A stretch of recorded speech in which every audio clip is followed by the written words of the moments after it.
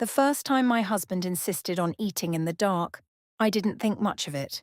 We were newly married, still adjusting to each other's habits, so I brushed it off as one of his quirks.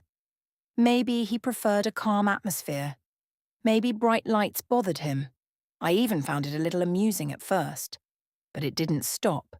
Every single time I served food, he would get up, switch off the lights, and eat in complete darkness. When he finished, he'd calmly turn the lights back on and act like everything was normal. No explanation, no hesitation. At first, I ignored it. Then it started to bother me. Because when the lights went out, something in the room felt wrong. The air became heavy. The silence felt unnatural. And sometimes I heard things, sounds that didn't match what should have been happening. The scraping of utensils was too harsh. The breathing didn't always sound like his. Occasionally, it felt like there was movement across the table, like more than one presence was there. I told myself it was just my imagination, but it kept happening. One night, I finally asked him. As usual, he had just turned off the lights and started eating. "Why do you always eat in the dark?" I whispered. There was a pause. Then he replied quietly, "Let's not talk about that. Just leave it." His tone wasn't angry, but it was firm enough to stop me. When I tried to press further, he quickly changed the subject, asking about our future, even about our unborn child. I was only a month pregnant at the time, and his words softened me. I let it go, but the fear didn't leave. It grew. Eventually, I couldn't take it anymore. I needed answers. So one night, I decided I would turn on the light while he was eating. He sat down, switched off the light, started eating. My heart was racing as I slowly walked toward the switch. Just before I touched it, his voice came from the darkness. "Don't turn it on." I froze, but I had already made up my mind. I flipped the switch. The light came on, and my blood ran cold. The chair was empty. The table was empty. He was gone. The plate of food had vanished too. But something else was there.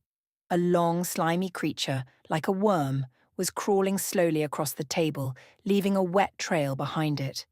I couldn't breathe. I stumbled back, terrified, and called out for my husband. Then, as if nothing had happened, he walked out from the kitchen. Calm, smiling, acting like I was the one behaving strangely. When I tried to explain what I saw, he dismissed it. And when I looked back at the table, everything was clean. No worm, no trace of anything. That was the moment I knew something was deeply wrong. The next morning, I confided in our neighbour, someone who had been close to my husband for years. He listened carefully, then suggested he come over the next time it happened. I felt relieved.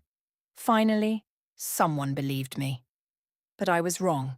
That evening, I came home early and overheard a conversation between my husband and that same neighbour. They were talking about me, about how I had interfered, and then the neighbour said something chilling.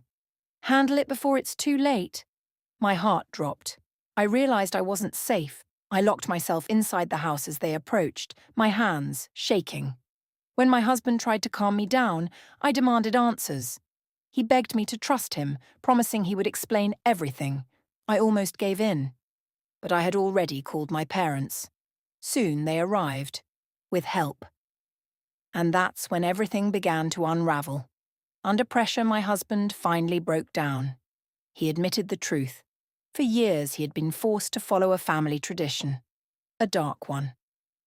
He explained that whenever he tried to eat with the lights on, the food would change into something horrifying. Worms, crawling creatures. And he was never alone.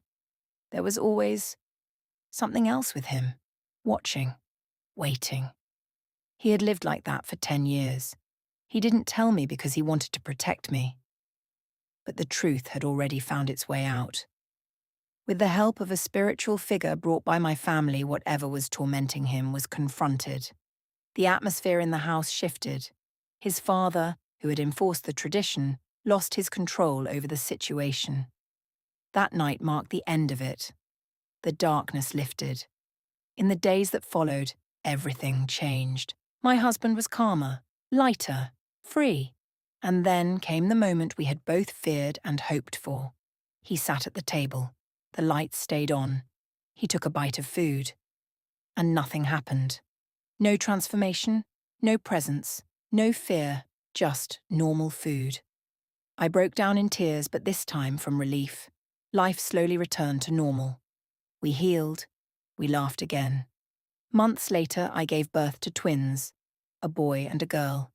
A new beginning after everything we had endured. And as we held our children, we made a promise. No more darkness, only light.